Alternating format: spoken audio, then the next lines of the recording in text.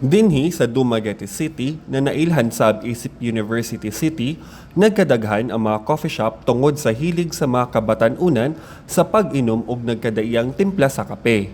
Mao karon ang gilantaw sa Negros Oriental Hotel, Resort and Restaurant Association na oportunidad aron matabangan ang lokal na industriya sa kape na Mulambo.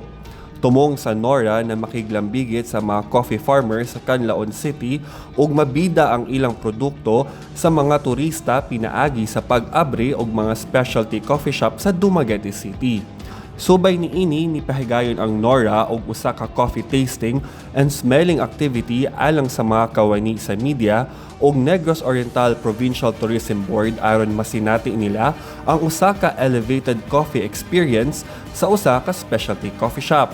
Lots of coffee shops here in Dumaguete, and one of the main issues of the coffee shop is that they do not have enough beans, good quality beans. With this, we will have enough supply of good quality coffee beans for Negros Oriental.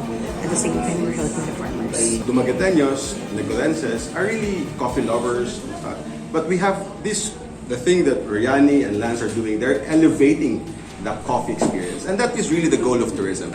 We always have to give different, palate, different variety of experiences. Pakig-uban ang NOHRRA kay Rolando Mirondo, usa ka coffee roaster na nakabase sa Cebu alang sa pagdevelop sa mga kape sa Negros Oriental.